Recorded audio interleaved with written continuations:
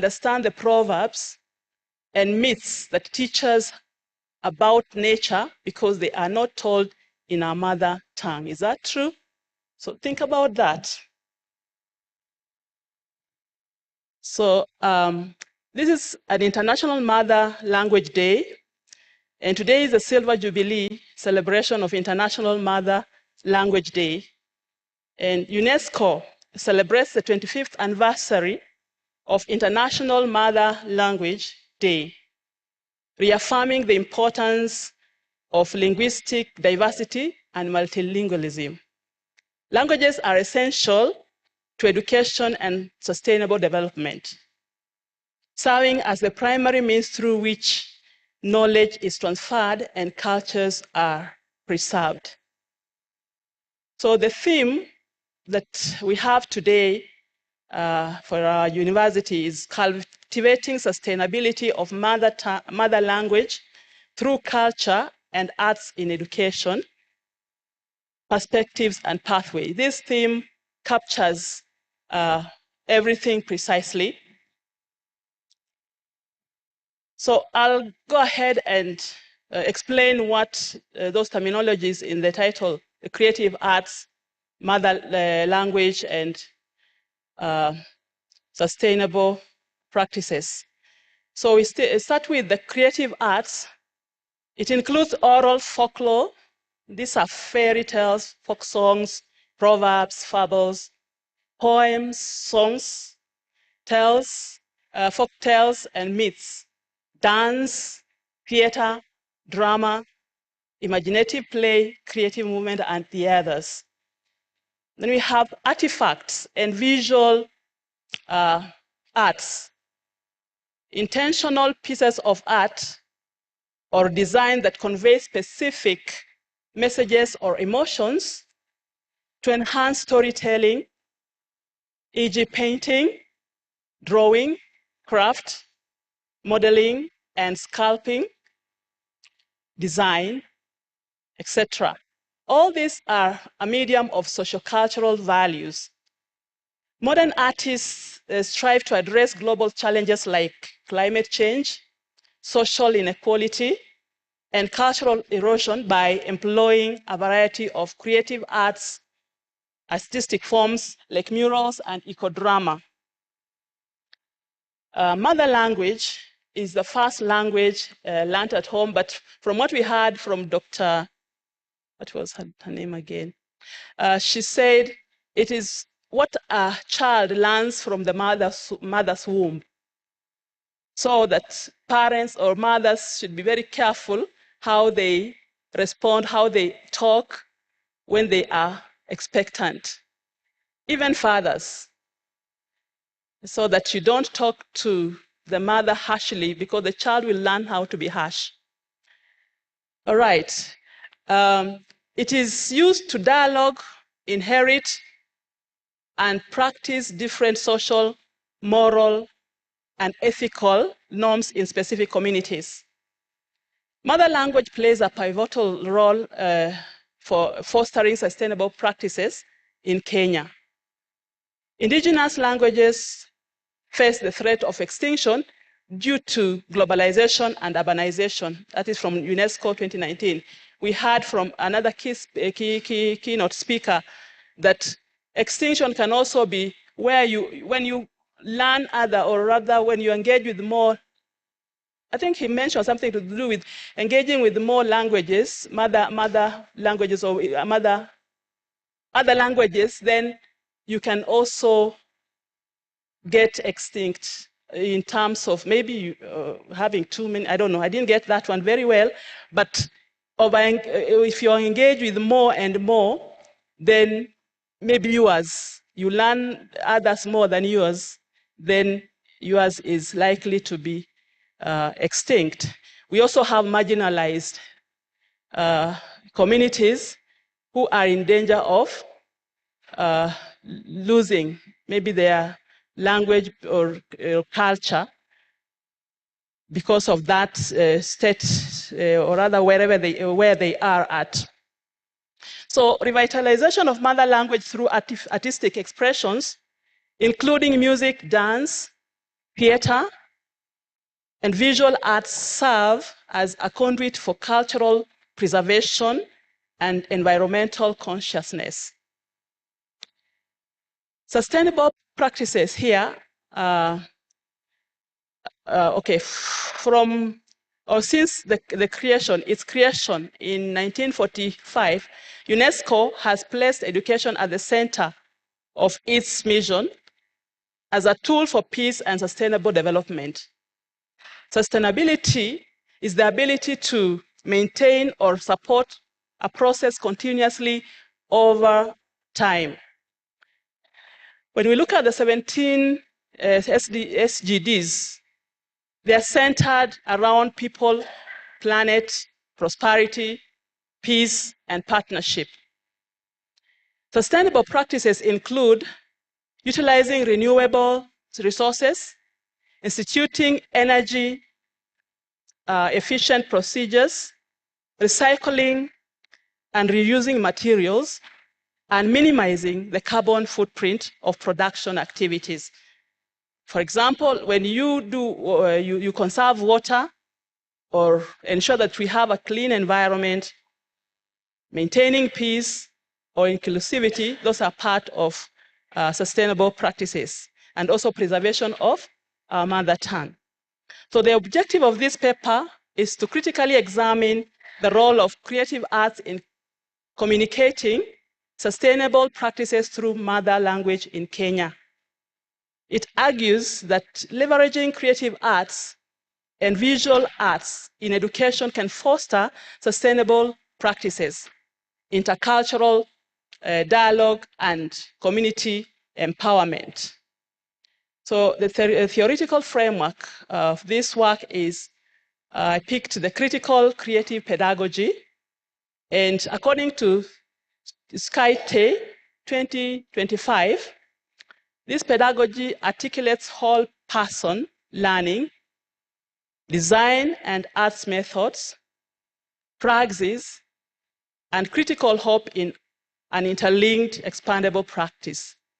It starts by affirming the fundamental need for students to develop critical thinking capabilities in order to interrogate the world around them, understand its complexities and contradictions, recognize the limitation of mainstream solutionism, and reflect on their own positions within systems of power and change projects. The integration of mother language in creative arts can be used in education to deconstruct and reimagine learners' context. So the strands in this theory: one, whole person learning. It's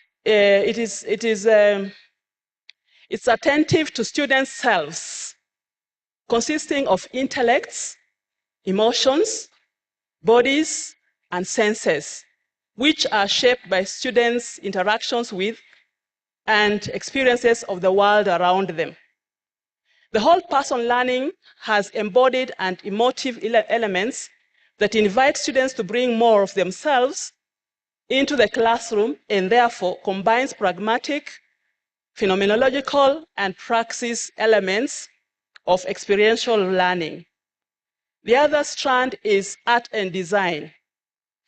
The critical creative pedagogy includes the incorporation of creative methods from the arts, literature, and design, which expand learners' imagination. Teaching through the arts also connects to whole person learning. Theater and dance, singing, painting, and making enable embodied learning experiences, while creative writing can draw in students' emotions. Then the other strand is praxis. Praxis is action informed by theory, which emphasizes its future-oriented character.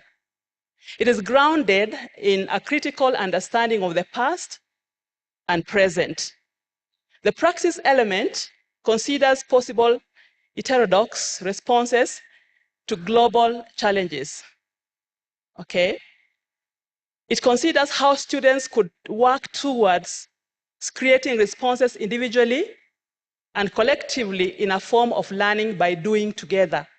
They do this by applying theory to real life issues to make meaning. So I come to the creative arts and mother language for sustainable practices in Kenya. And here we are saying that Kenya is endowed with numerous ethnic groups that provide rich, diverse mother languages. Mother languages are vital repositories of traditional knowledge encompassing ecological wisdom, medicinal practices, as you heard, and agricultural sustainability. So that is Ngugi wa Thiong'o, 1986. So however, linguistic erosion weakens cultural resilience, making it imperative to integrate mother languages into artistic expressions. Creative arts serve as a medium for linguistic revitalization, social cohesion, and environmental consciousness, contributing to broader sustainability goals. Oral traditions such as storytelling and proverbs encapsulate environmental ethics and communal values. Traditional Kenyan music, often performed in native languages, serves as a vessel for knowledge transmission. Visual arts in Kenya, such as those in the Maasai and Kamba communities, incorporate indigenous motifs to depict environmental conservation themes. The use of natural dyes, recycled materials, and sustainable artistic practices highlights the symbiotic relationship between artistic expression and ecological mindfulness. Community-based theater initiatives, such as those championed by the Sarakasi Trust, utilize local dialects to address socio-environmental challenges. Theatrical performances in native languages educate communities on conservation strategies, water management, and traditional agricultural methods. The cultural resilience, the use of mother languages in creative arts is central to maintaining and revitalizing cultural identity in Kenyan communities. Knowledge transmission, the artistic expressions serve as repositories of indigenous ecological knowledge. Okay, I think that one I've already mentioned. Then policy imperatives. There is a clear need for integrated policy interventions that support the cooperation of creative arts and indigenous languages into educational, cultural, and environmental programs. And there is also community empowerment, where the participatory nature of creative arts fosters community engagement and empowerment, thereby creating resilient social networks capable of addressing contemporary sustainability challenges. So the policy implications and recommendations include integration into education systems. There is a need to emphasize the incorporation of mother languages into arts curricula to strengthen cultural literacy and sustainability awareness. Funding for indigenous artistic practices, the government and private sectors are required to provide opportunities for grants for artists who promote sustainability through local languages. Funding digital archiving and documentation initiatives should be developed to digitally archive indigenous artistic expressions to preserve and disseminate knowledge globally. Community engagement programs, for example, local leaders and cultural custodians are encouraged to collaborate with artists to reinforce traditional knowledge systems within contemporary sustainability efforts. So in my conclusion, I say that creative arts and mother languages play a transformative role in embedding sustainable practices within Kenyan communities. By leveraging artistic forms such as music, visual arts, and storytelling, indigenous knowledge can be effectively transmitted to future generations.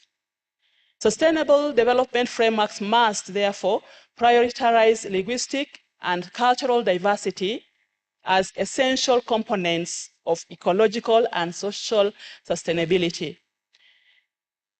Ensuring the continued relevance of mother languages in artistic spaces will not only preserve Kenya's rich cultural heritage, but also fortify its commitment to a sustainable future. Thank you.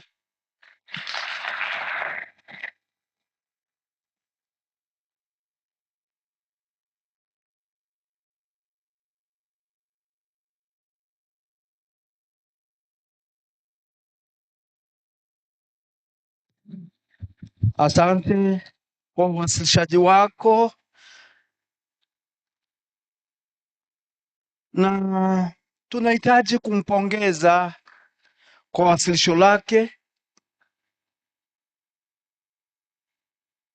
Makofi matatu yatakuwa natosha. 1, 2, 3. Basi kwa sasa naomba nimkaribishe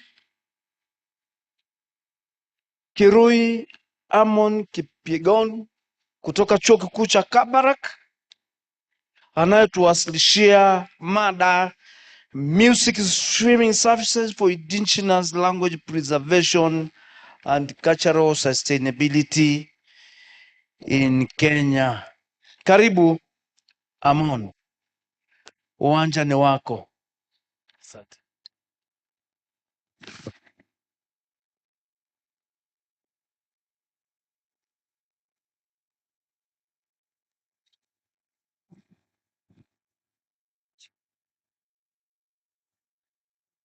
Watu gani? Walimu walienda, watoto walipotea.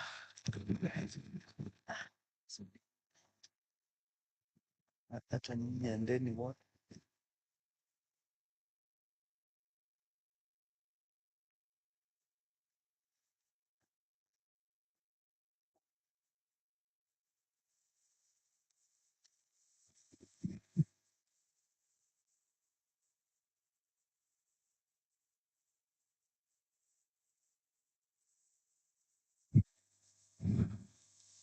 Good afternoon. Sorry for that. Imenitembelea mapema and I thought we were doing well. Just sorry for that. Just a minute. I exit first.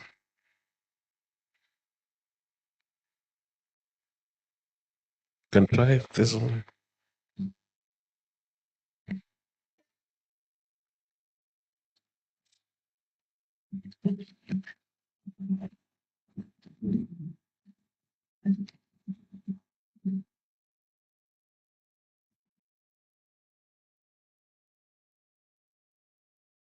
Yeah, thank you. As you've heard, my name is Amon Kirui, a lecturer at the Department of Music. I think it's okay. We'll figure out on the way.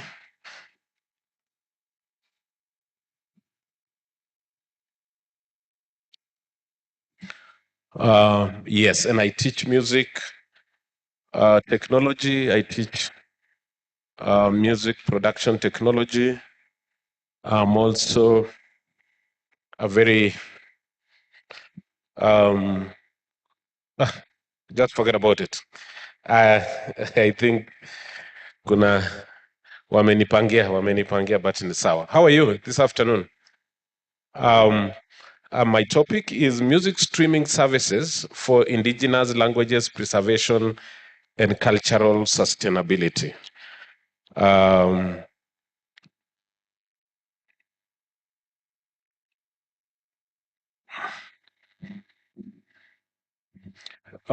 Yes. This paper explores the role of just a minute. I think it is giving me pressure. This paper explores the role of music streaming in preserving indigenous languages and fostering cultural sustainability in Kenya. And in my overview, I just want to talk briefly about the music streaming services. These are the streaming site you use. You have the YouTube, which is very common, Spotify, all these other apps, Boomplay, and I would want to imagine that in the phones we have these streaming platforms. And these have emerged, of course, to change the course of the music industry in production, distribution, and consumption of music globally. And of course, language preservation are at the core of the Kenya's cultural identity and heritage, which of course you have a lot of government organizations that have put in place to make sure that there is language preservation. Algorithms and curations, as you are aware of these platforms, chooses for you what you listen to. And it looks like they want to favor the international content over local content. That means the indigenous language might not really be the recommendation from your TikTok. For example, you're in TikTok. They're always going to recommend you the international or cross-border or those content that are in foreign language over your local language. So there is that discourse going on about algorithms becoming barriers to these mother languages, because they are going to recommend for you content that are more international than localized content. My theoretical framework, of course, is based on the cultural sustainability theory, which, of course, is part of the UNESCO bigger scope of the SDGs. My key research objectives for this ongoing paper, this is just a paper, an extract from my thesis, which is talking about the sustainability of the of the music industry, or of the musicians in the digital economy. So this is just part of a sample of my dissertation. And for this particular one, I just wanted to investigate the potential of music streaming services for indigenous language. Is that viable? Also to understand about the partnerships with cultural institutions, technological firms, and policymakers. And also want to hear about the policy recommendation, because we have the SDGs policy recommendation, followed by the African Union, and then the Kenyan policy. All of them are derived from the SDGs. We align those policies to the SDGs. Qualitative study, I'm not going to go there deeply. And I did actually some online interview using Google Form through, of course, purposive sampling. And thereafter, of course, I added snowballing. I was referred to, and I was lucky to have 17 participants. I did thematic analysis to hear the perception. What are they saying about accessibility? What are they saying about revenue generation? Somebody came here, I think one of the presenters talked about revenue generation, that the local content actually can generate content for us. Unlike what we always think that it must, as a musician, I must sing in the foreign languages to make money. And then about the cultural representation. And then are these music streaming platforms sustainable? And of course, I had music educators that talked to me. I had musicians themselves, the artists, and I had some of the technological experts. So quickly to my findings. One of the key findings from this study is music platforms and the opportunities that they're able to offer. Number one is the global reach. Music platforms provide global audience for indigenous artists, expanding their reach and impact. We listen to a lot of songs that we don't even understand them. There's a song called Toddy. We used to sing it in church. When I understood the lyrics, I realized it was talking about HIV/AIDS. There's another one, they call it Loliwe, from South Africa by Sahara. They find themselves in church, but those are not gospel songs. But I think we get to listen to these songs because of the global nature of these songs and the way they impact our lives.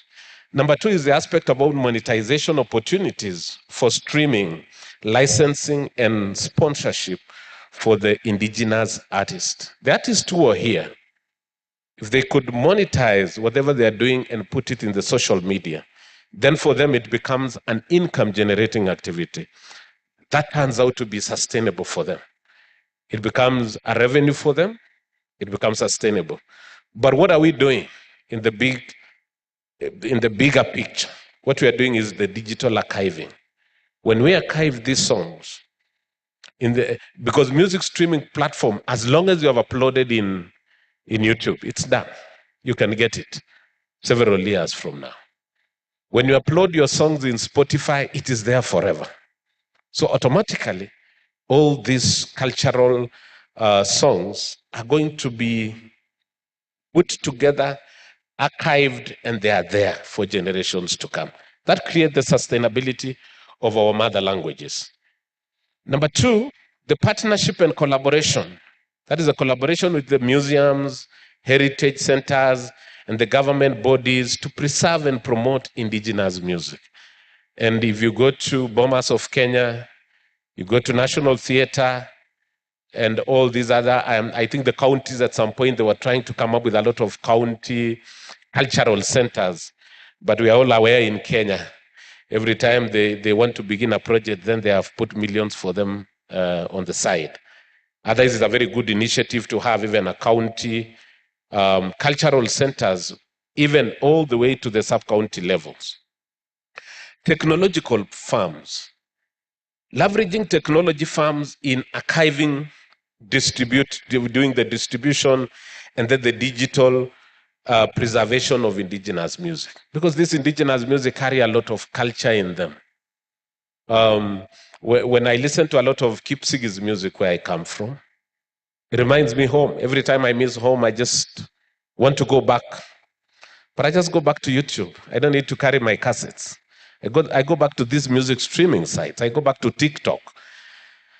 And there's a rise of those TikTok. My classmate is studying about the rise of this TikTok, what you would call skits, to understand. But in the essence, it is just the issue about cultural preservation.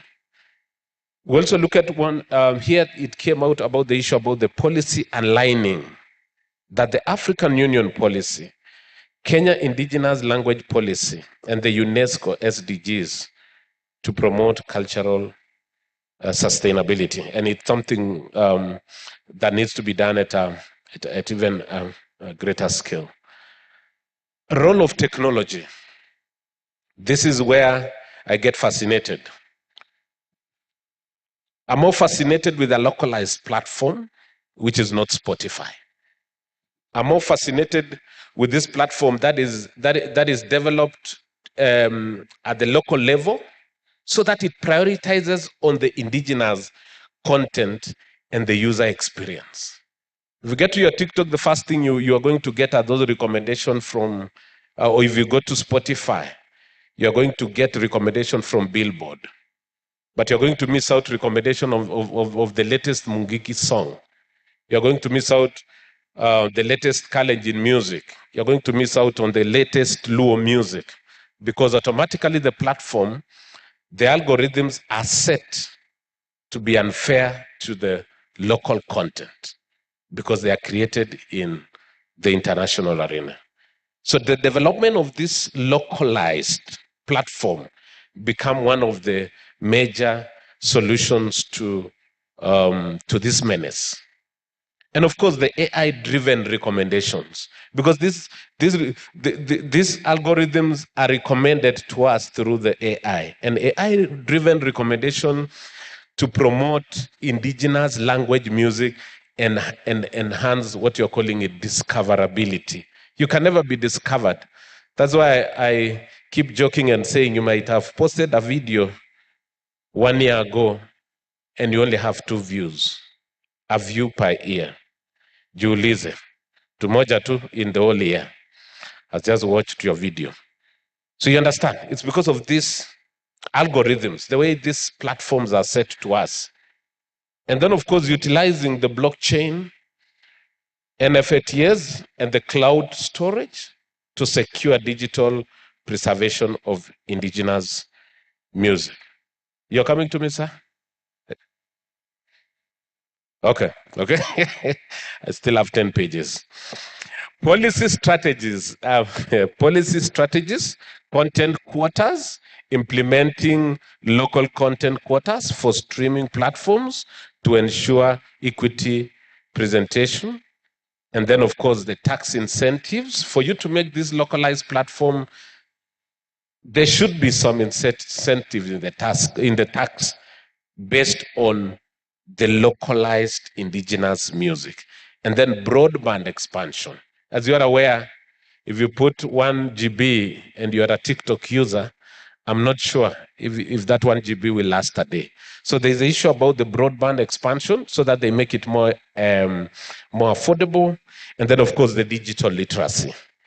And I'm now moving faster. Challenges in promoting the indigenous music. I've talked about the algorithm biasness, monetization. Those of us who have about 20,000 followers on TikTok, they are wondering, how do I monetize? I have it, but how do I make money from it? That's still a challenge that needs to be looked at it. And then the market perception. Challenging market perception regarding the commercial viability of indigenous music. So you're already even giving up before you try and saying, if I get to the market, will this content move? Because it's a challenging content. And then, of course, the issue about policy intervention. Social perception and cultural challenges affecting. We have low regard to our own content. I think that's self-explanatory to us. And of course, there is the urban shift. We've gone to the urban areas where now you're mixing with other communities, you have the Sheng, and then you have reduced indigenous language. Now, when you look at the music these guys play and dance to, a music that is an amalgamation of so many cultures. Wakikwambia anguka nayo, they know the meaning, but you don't know as an old man like me. You cannot understand what they are telling you. Intergenerational disconnect, and then, of course, colonial influence and institution neglect. And then language preservation through music as a tool for cultural sustainability. This is where I was aiming to get, and then we do the conclusion. Music is a language learning tool. Songs help teach indigenous languages to younger generation. Oral traditional reinforcement, indigenous music preservation, storytelling, and ensures cultural narratives are passed down.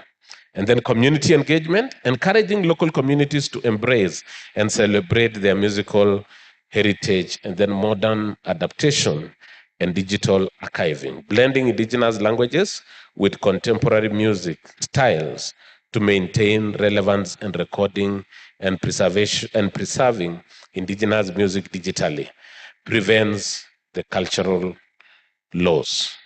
So what do we say? Strengthening the collaboration among musicians, cultural institutions, technology firms is essential for promoting indigenous music. This enhances digital accessibility, implementing policy reforms, and conducting the ongoing research becomes a very critical area towards achieving the cultural sustainability. Thank you. Asante sana Kirui Amon Chepgon. Chepigon. Kip. Yegon. Yote ni Kip. Asante sana. Na nimeongeza muda wako kwa sababu nilikuambia nitakuhonga kidogo kwa sababu wewe ni mwanamitambo hapa. Na usipotee, umekuwa ukitunza mitambo yetu, na ndio sababu nimefunga jicho moja na kuamua uendelee. Kwa sasa tunamkaribisha Kandupe Sofola, Kabarak University, atuwasilishie Deconstructing Linguistic Hegemony for Sustainable Development, Lagbajas and quote, vernacular and quote, as a counter-narrative to colonial language imperialism in Yoruba society. That is sounding Nigerian. Karibu sana.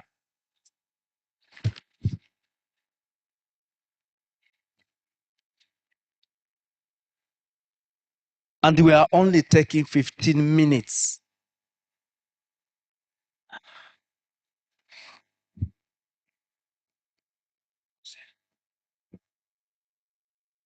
Good afternoon, everyone.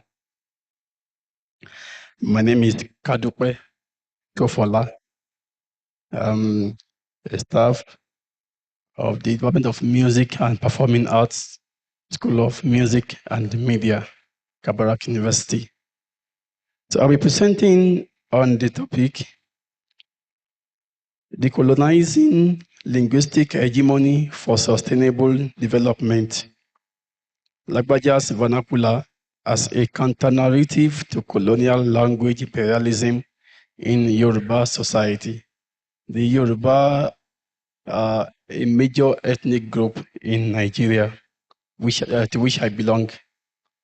So the Nigerian language configuration is the one that is influenced by colonialism, because Nigeria has over 400 languages.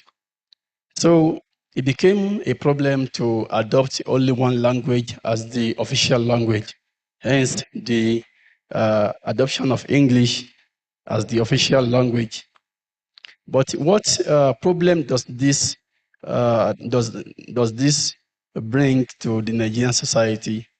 I, for example, while I was in primary and secondary school, normally indigenous languages are vernacular, but the term vernacular had now become something derogatory. That is something a word used to describe our indigenous language in a derogatory manner. And in those days, whenever you spoke vernacular in the school and the class rep puts your name in the list of people speaking vernacular in the classroom, you were going to pay some fine or you'll be punished very severely in class. And so that was the atmosphere under which we grew up as children. We grew up knowing that we should not speak our mother tongues, but rather speak English language. And then while we were trying to learn the English language, some of us were getting very, very poor grades in English language. And at the same time, it is this same language that people were getting poor grades that is used to teach them some other subjects in the school. So I would like to go on and explore this music, Lagbaja's vernacular. So this paper is exploring the music as a tool of decolonizing the language configuration in Nigeria. Now, the paper explores the importance of mother tongue in development, and it talks about the cognitive development, where we have that mother tongue facilitates the learning of additional languages, serving as the basis for comparison and translation, and also improving comprehension and retention that lead to better educational outcomes.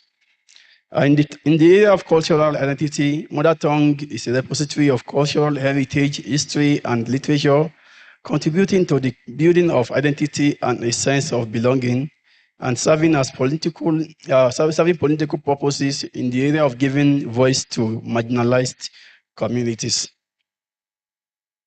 Now, I explored this song using two theoretical frameworks. The first one being critical pedagogy, and the second one being semiotic representation. A critical pedagogy has to do with critical education, where individuals are taught to think deeply and to use their education as a form of liberation. So in this line, Labaja activates dialogue that makes listeners confront English linguistic dominance while embracing native languages as keys to sustainable development. And he also made use of some elements to demonstrate this in his music, in this vernacular, which I have chosen for this study. What he did was, in the music, he could mixes the English language, Yoruba language, and the Nigerian pidgin. The Nigerian pidgin English is the Nigerian made English. If I want to say, how are you? I would just say alpha, alpha, or how you day. Anyone who watches Nigerian movie here will be used to that to that language. Or if I want to say I am going, I'll say I they go. And in some instances, we put some indigenous words into the language. So it started first as a language of trade, where people from diverse ethnic groups come together to trade, and then they could not speak English so fluently, so they started infusing some indigenous words into the English language. Of course, it sounded bastardized, but now it has gotten to a stage whereby it has now become like an urban language. Like even if you can't speak pidgin down as a Nigerian, it has now become that you're not in, you don't know what you are doing. In the past, it used to be like, no, the language of the village people. But now it has become popular that everyone now speaks the language. And then the semiotic representation in this music, the artist normally he adorns the mask. And until now, an average Nigerian cannot say this is how this artist Lagbaja looks like in real life. It's always this image of him that we see everywhere. So he has been able to conceal his identity, that we don't know his face. But this is symbolic. For example, in the Yoruba language, the word Lagbaja means anonymous. Or if I say Lagbaja, it could be someone, anyone, anybody, somebody, like it doesn't refer to a specific person. So he uses that, of course, in some other, generally in his bid to address social issues through his music. And so for the semiotic representation, he uses the Yoruba musical framework to deliver this message of uprooting linguistic hegemony caused by colonialism. The music discusses how it is madness for us to leave our indigenous language and then now take English as the symbol of what I call it now, of wisdom. Whereas people learn to speak English language so fluently, but in this sense, many only speak the English language fluently without having wisdom upstairs. And meanwhile, there are people that cannot speak English fluently, but have so much wisdom to share. So the society has become so distuned that people that speak English fluently are now given that respect of this one is educated, this one is wise. Whereas people that have more to offer but could not speak English language fluently are now seen as the ones, those ones don't belong here. And so that is what the artist is terming as madness. That's something that has to stop. So in doing that again, he highlights some other issues. For example, the English language is not sufficient to express everything. In Nigeria, in the Yoruba society, for example, in Yoruba, when we want to say goodbye, we say Odabo. When we want to say welcome, we say Ekabo. But there is no English translation for the greeting that we do when we arrive from somewhere, we get home and they want to greet people in the house, telling them that we have arrived. In Yoruba language, it is called Ekuile, but in English language, it doesn't exist. And so these are the issues that the artist is trying to explore. That now, by the time you force children to start to speak English by force, and the English cannot even express their mind enough. And again, I want to say, if I put more example here, no, I forgot it. Anyway, so it's trying to say that these indigenous languages, they enable children to express themselves more better than English language. And so why is it that we are imposing English language on them and trying to shift their attention away from speaking their mother tongue that will benefit them and make them develop skills that will make them to be independent and then achieve sustainability in the long run.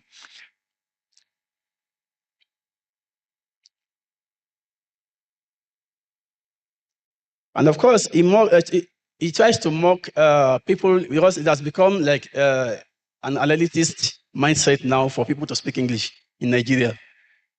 Maybe now with the popularity of the English pidgin now, maybe it has come down a bit. So we have had people that will bar their children from speaking their mother tongue.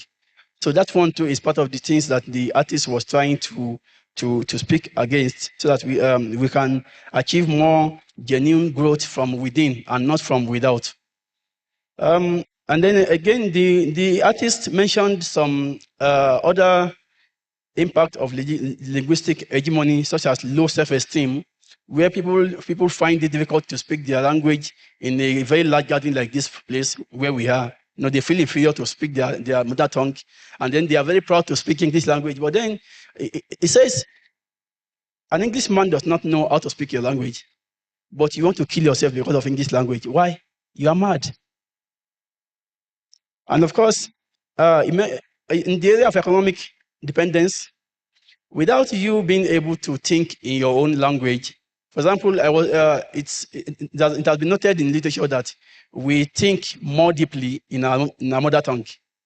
And now someone has disrupted your thinking facility, and then they have diverted you to speaking English by force, and then your thought is now no longer very deep as it should have been with your mother tongue.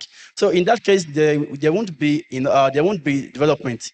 Development will be shallow. We won't move at a pace that we are supposed to move. And of course, that also contributes to the lack of patriotism, whereas whereby people tend to want to belong to the West than belong to their indigenous society. I'm almost done, sir. I'm almost done. 2 minutes. So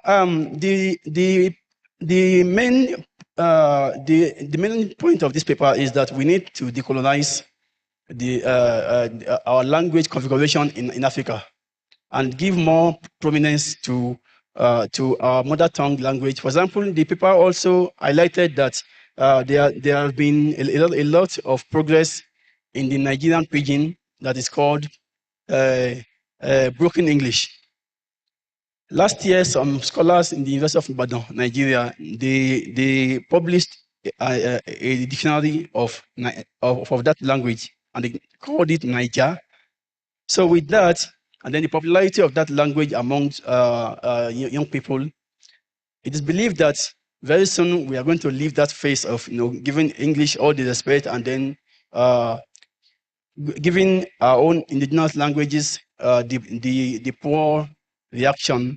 And as well, the paper is recommending that the government should look into formalizing this Niger, that is the pidgin English, so that now it can become one of the official languages in Nigeria. And then now that way we have less pressure on our young individuals to learn English by force and then continue failing their major subjects in school because they don't even understand the English language in the first place. Thank you so much.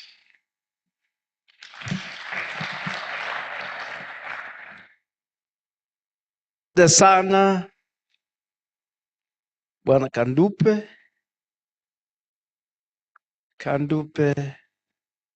kwa uwasilishaji wako, tunakushukuru, na ningetaka kwa pamoja tuwatunze Amon na Kandupe kwa sababu ya mawasilisho yao. Tunataka kuwatunza kwa mkupuo, yaani kwa pamoja. 1, 2, 3, 4. Tosha.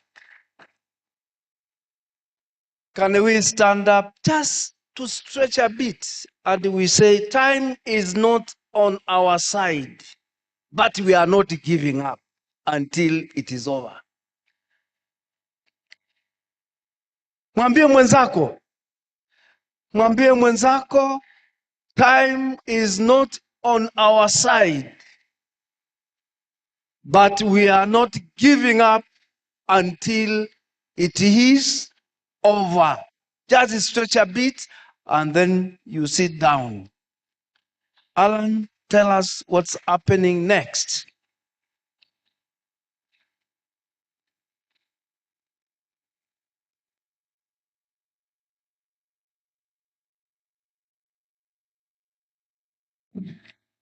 Okay, so thank you very much.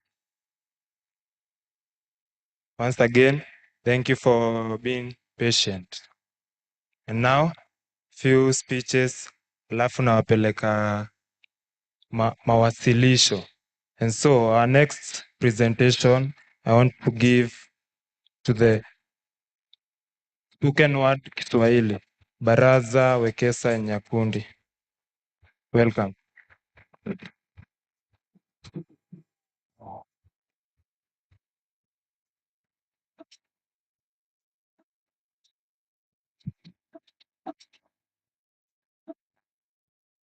Tukiwa tumeketi kijiweni, babu yangu kanambia, mjukuu wangu, mwenda tezi na umo siku zote marejeo ni ngamani.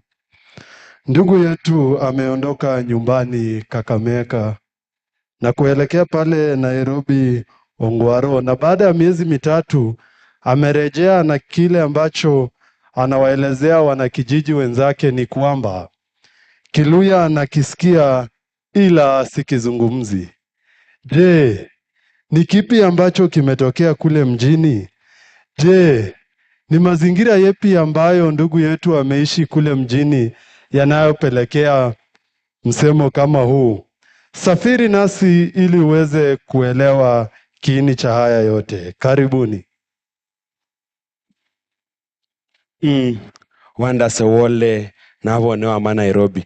Karibu ambe kitu moto ikhala umbemba mainandu na kama kalika humbola. Ahaha, kaka chukua uzito kwanza. Kaa chini. Wacha nifike hivi room nichange nguo kwanza alafu nirudi tuchapiane. Wonders, no suriena. Yale lolosi angorumes lindenyo wakacheri silota nikona kamarevo nenye khureve. We buda, rada ni gani? Sidhani kama na time yako hapa. Ebu ongea haraka mimi niishie zangu. Kaka, we vipi? Ebu ongea Kiswahili nikuget. Mimi sisikii shit. Acha mambo bana, mimi na vitu vingi za kusort. Paras. Wesinyo amesa nendale yeba inono ko khone ende lusieng. Nemekana mulomanga mulena lumo lwenyono. Ekabu serious.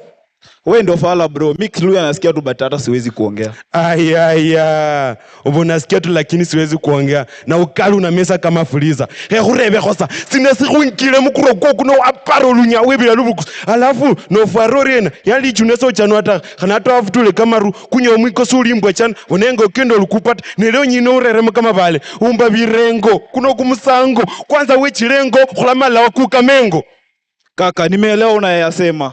Nimeelewa kwa kuyapima. Mdogo mbele yako nimesimama. Niruhusu kuyasema haya. Huu ni utamaduni wa kizungu. Ndio unaokupa uchungu. Ila hii ndio furaha yangu. Sikufuru na kuapia kwa miungu. Kaka, na hisi wewe nyuma umesalia na dunia mbele inasogea. Na utamaduni huu nishakukumbatia. Mwana yefwe nakhulile. Esomo khuluwo nakhulile. Lakini khekhubola khosa sikhale sya makhale ukuka paka khukuka singile paka sisindi ne nizo khole sisi sya makhale ta mayana ndi basungu bechaita lakini bakhurera chishida hata saikuka kenya khamungananya ka khupeluka alafu umba birengo sana nginofwana so winana ta welekelesa hata nembara sai webile SS webilile songo webilile enyungu ya khulunga chinunga khupaka chiswa khuminya chisimono bukambisi bakuokho hata nekhacha kamakalita khukhukiresi kachile sitekhe ndalo amunyongesa mabalelo mukhoma kimibungui.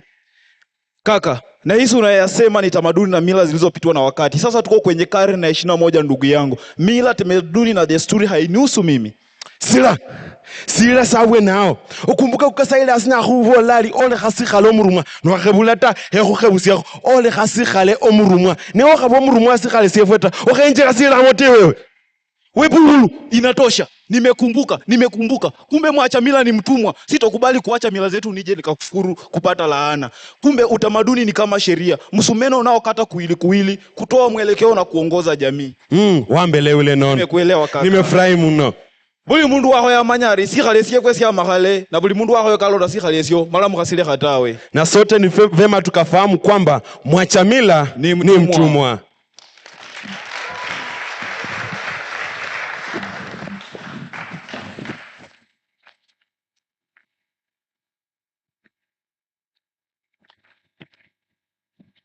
So thank you very much. Tuwapige makofi tena. Hello. So before we go to the next presentation, I want to invite Walter Simiu, Kabarak University student, who will come talk about the culturally inclusive AI tools for endangered language, integrating arts and culture, and sustainability in education. Welcome.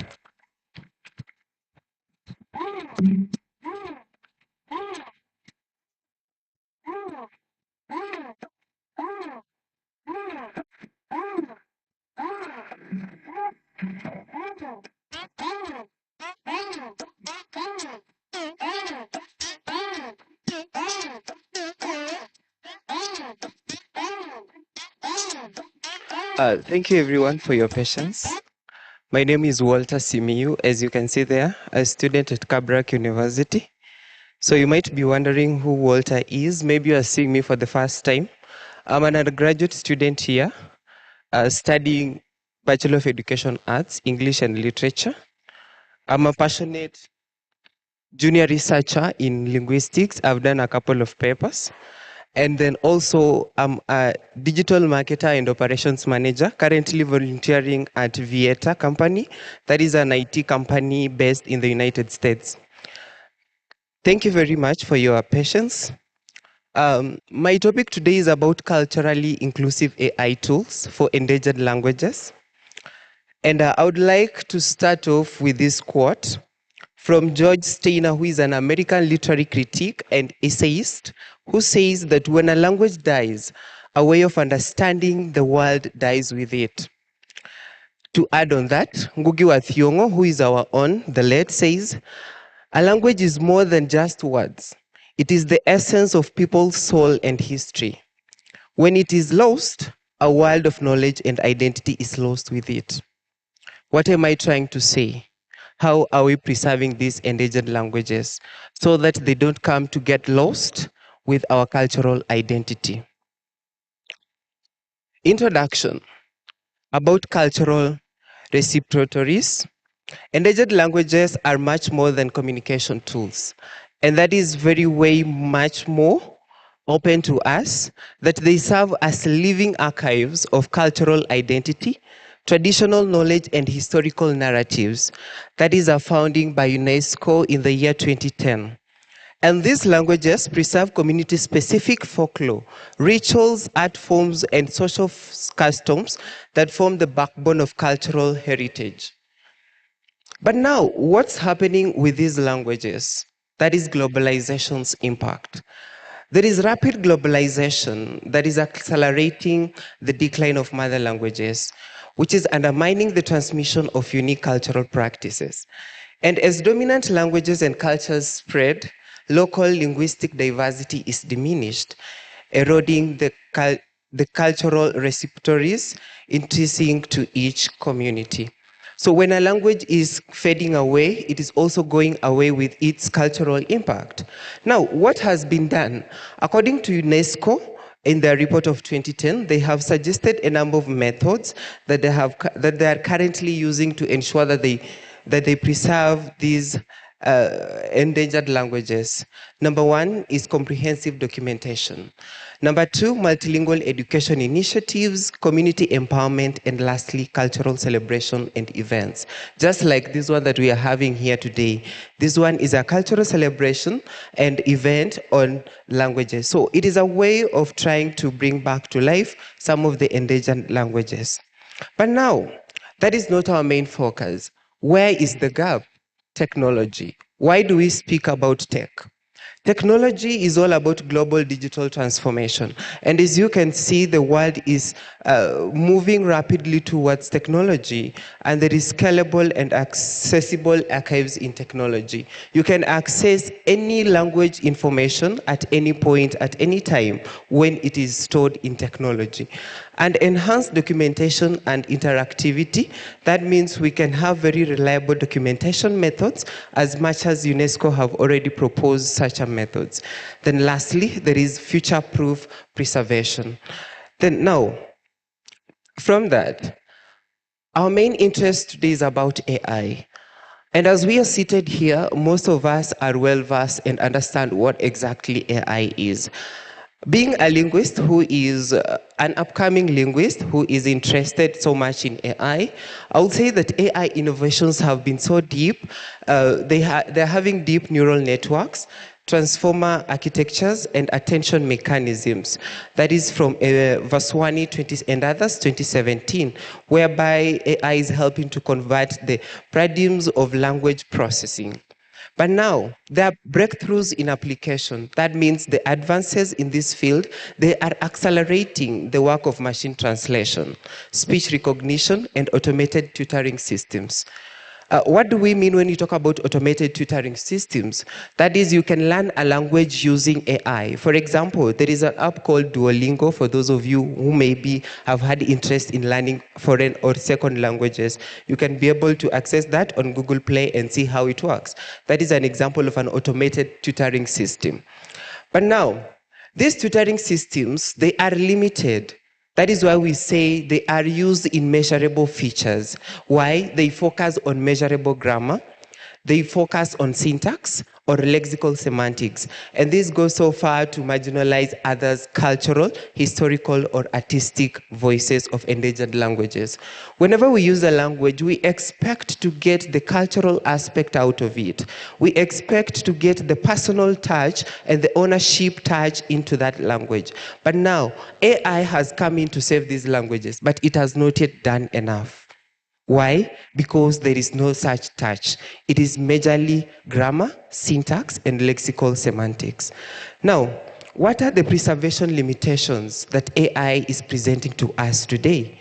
That computationally, much has been attained, but the cultural richness has been somewhat limited. And that is our main focus and our area of interest for today. So AI has been so much on syntax, and that is why we want to look at the limitations. What are the shortcomings of syntactic-centric approaches? Number one is about cultural depth beyond syntax. These endangered languages carry with them indigenous knowledge, oral traditions, and cultural narratives, whereby they encapsulate much more than just grammar and vocabulary. But now, what AI is currently doing, it is only focusing on this syntax, to mean that we are losing the cultural aspect of our languages. The number two is data representation gaps. Idiom, metaphor, and narrations culturally constructed are less represented in syntactically driven databases. We expect that for a sentence to be constructed correctly or to follow the rules of construction, we have some rules. For example, we will say it should follow the SVO structure. But you can get an idiom that is not following this SVO structure.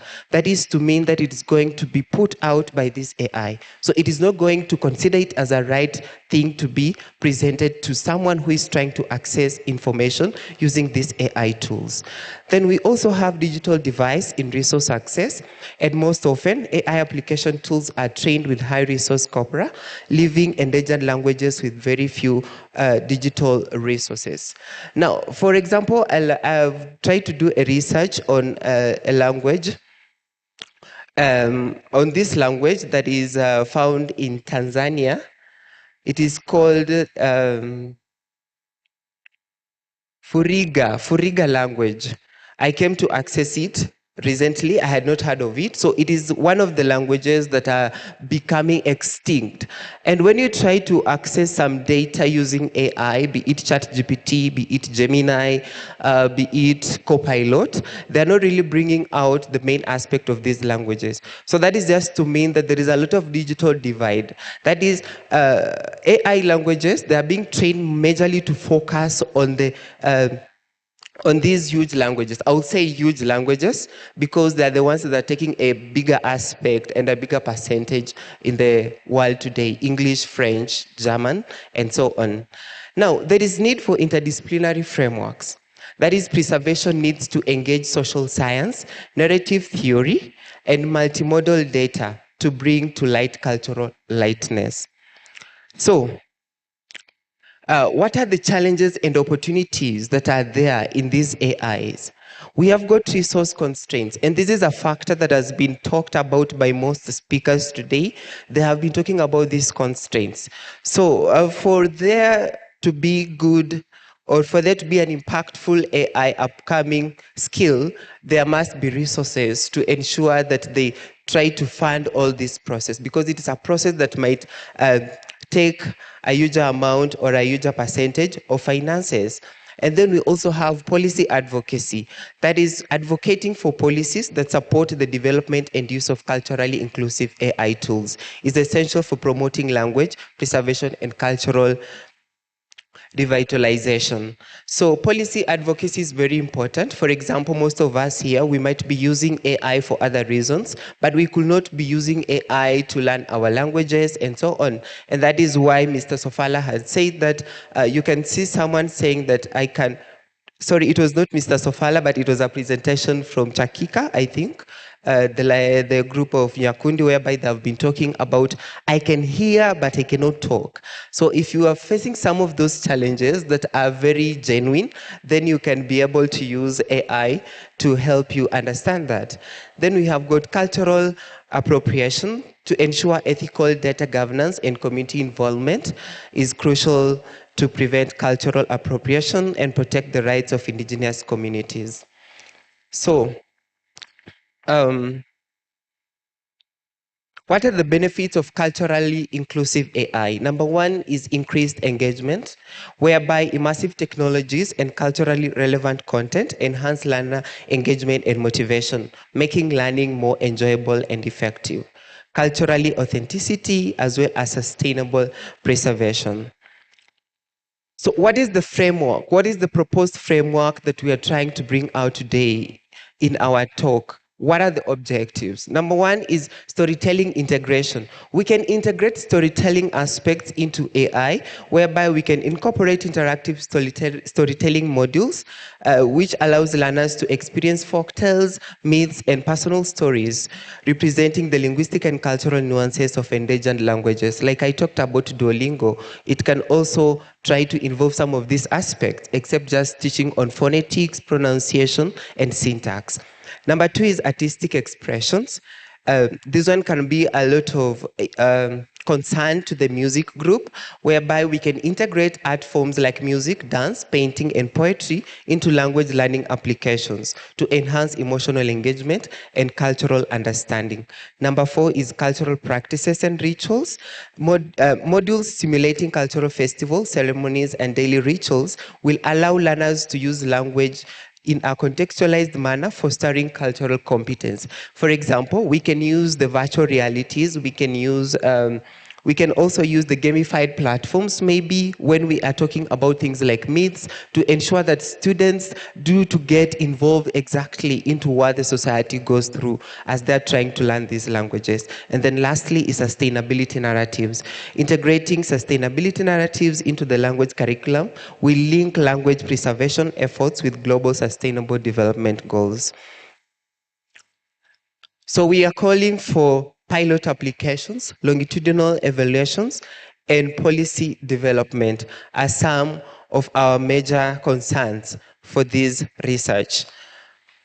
So to conclude, preserving endangered mother languages as an urgent global priority, requiring innovative, culturally inclusive approaches. And this paper proposes a comprehensive framework linking storytelling, artistic expressions, cultural practices, and sustainability narratives with AI language teaching tools. Using immersive technologies and interdisciplinary participatory approaches, this framework provides a good chance to regenerate endangered languages while sustaining their rich cultural heritage. And future work needs to emphasize pilot applications, longitudinal evaluations, and policy development to ensure the ethical and efficient real-world implementation of technology for cultural preservation. Thank you so much for listening to me.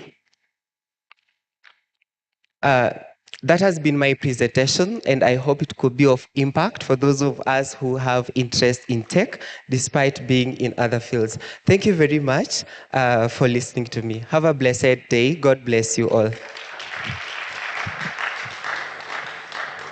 Asante sana Walter Simiyu. Nakumbuka mwaka uliopita ulikuwa papa hapa ukituwasilishia mada nyingine. Tumpongeze Walter Simiyu kwa makofi ya kilo 1, 2, 5. Funga, fungua. Asante sana Walter Simiyu. We will go far kwa sababu inaonekana uzi umeukaza kweli kweli. Tuna wasilisho la mwisho linalohusu ukinzani wa chanzo cha baadhi ya lugha za kiasili, unyooshaji wa chimbuko la lugha ya Kiswahili kwa uzingatifu wa ushahidi shadidi. Wawasilishaji ni watatu: Christopher Nyakundi, Barasa Daniel na Bradley Wekesa. Ikiwa unataka kujua, kuna wengi ambao wanasema Kiswahili ni lugha ya kutoka Uarabuni, Kiswahili ni lahaja ya Uarabuni. Ila sasa utajua leo kutoka kwa hawa wataalamu Kiswahili asili yake, chimbuko lake ni wapi. Na mchukue dakika 15. Ni matumaini yangu mmefanya mtasari wa kutosha. Karibu.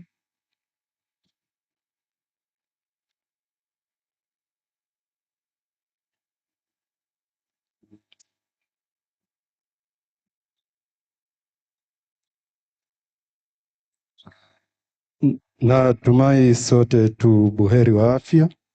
Ni siku ya Ijumaa, mida ni ya saa 10 mchana.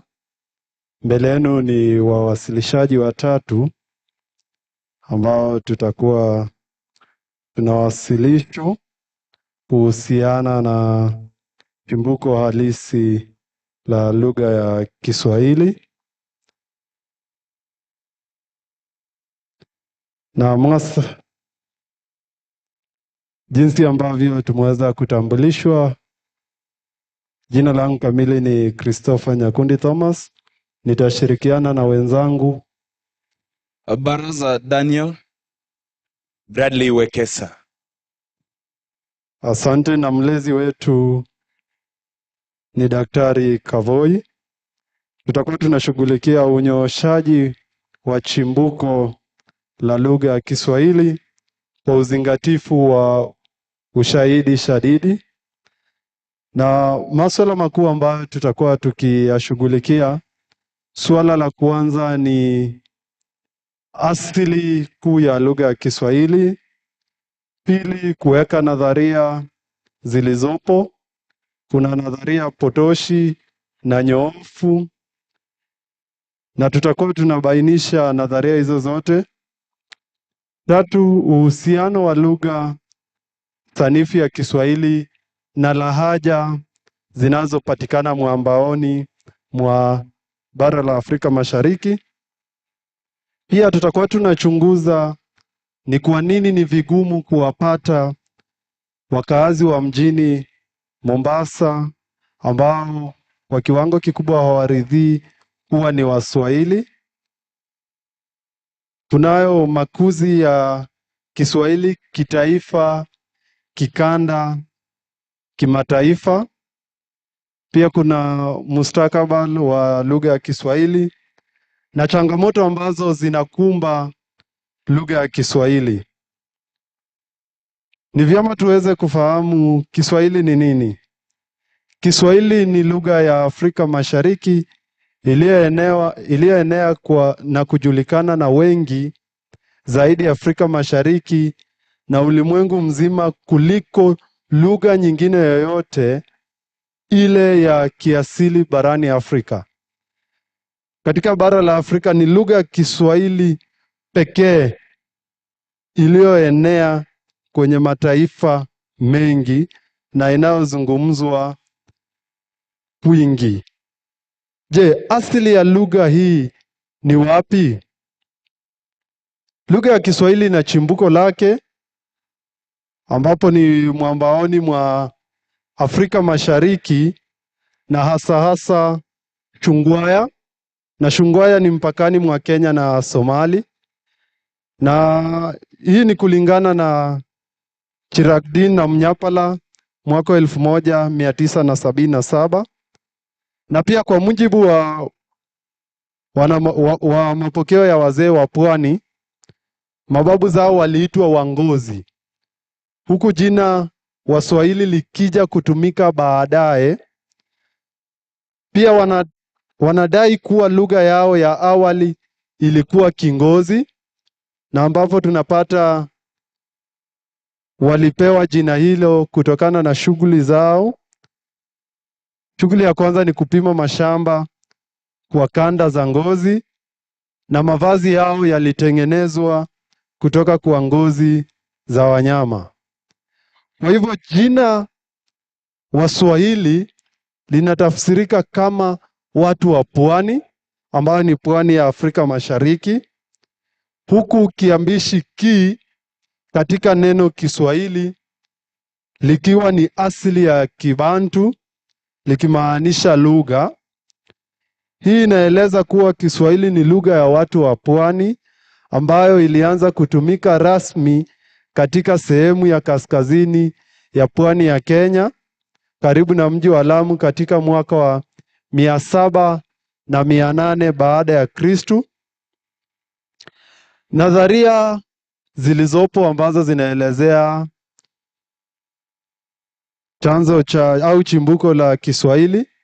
Kuna nadharia aina mbili, potoshi na nyoofu. Na kwa mujibu wa Wamitila mwaka 2003 ukurasa wa 22, anaelezea nadharia kuwa mawazo, dhana au maelezo yanayotolewa kuelezea hali fulani, chanzo chake, muundo wake, utendakazi wake na mwingiliano wake wa ndani na nje. Yuki mwaka 2004 ukurasa wa 300 wanasema kuwa nadharia ni mawazo, maelezo au mwongozo uliopangwa ili kusaidia kueleza, kutatua au kutekeleza jambo fulani. Nadharia ya kwanza inaeleza kuwa Kiswahili ni Kiarabu, na hii inapata uunguaji mkono kutoka kwa wanazuoni kama vile Stigard, Reusch, Knappert na wengine ambao wanadai kuwa Kiswahili ni lugha huru. Wanadai kuwa Kiswahili si lugha huru bali ni mojawapo ya lahaja za Kiarabu. Aidha, wanasisitiza kuwa utamaduni wa Waswahili unafanana na utamaduni wa Waarabu, wakitoa ushahidi wa mwingiliano mkubwa wa lugha na tamaduni kati ya jamii hizi mbili. Moja ya hoja kuu zinazotolewa kuthibitisha madai haya ni kutokana na uhusiano wa kihistoria kati ya Waarabu na wakazi wa pwani ya Afrika Mashariki kupitia biashara, dini na ndoa. Na kuna baadhi ya maneno ambayo yamekopwa kutoka kwa lugha ya Kiarabu kuja lugha ya Kiswahili. Kuna ratibu ikawa ratiba, waqt wakati, madrasa madarasa. Pia nadharia ya pili ni nadharia kuwa Kiswahili ni lugha mseto au lugha chotara, kumaanisha kwamba wazazi wawili waliokuwa wakizungumza lugha tofauti, ambayo wa kwanza ni wakazi wa pwani ambao ni Wabantu na wageni ambao walikuwa wanazungumza Kiarabu, Kiajemi na Kituruki. Walipooana walizaa watoto ambao walizungumza lugha ya Kiswahili, madai ambayo ni potoshi, ambapo tunapata kwamba lugha si kama watoto. Lugha haizaliwi kutokana na lugha zingine mbili. Udhaifu wa nadharia hii inayozungumzia Kiswahili kuwa lugha mseto ni kwamba Kiswahili kimekopa 30% tu.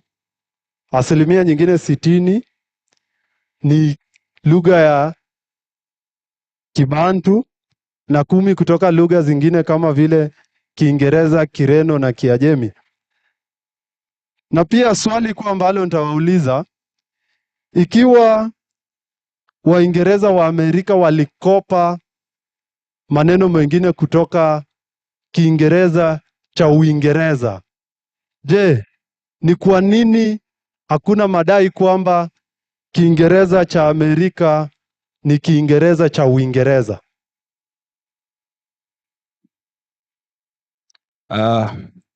Asante sana kwa kutanguliza, kutupitiza kwa nadharia hizo ambazo ni potoshi. Nadharia ambayo inafuata ni nadharia yenye mashiko zaidi, idhibati na ushahidi wa kihistoria na kiisimu. Kihistoria inaakisi kuwa Kiswahili ni Kibandu. Ushahidi wa kihistoria, ushahidi huu unaonyesha kwamba Kiswahili kilikuwepo kabla ya Kiswahili kuwasili kwa Waarabu. Mfano ambao tulionyesha katika makala haya, tutaanza na maandishi ya kale ya Kiswahili. Maandiko ya kale kama vile utenzi wa Hamzia, Mwanakupona, Alinkishafi na pia utenzi wa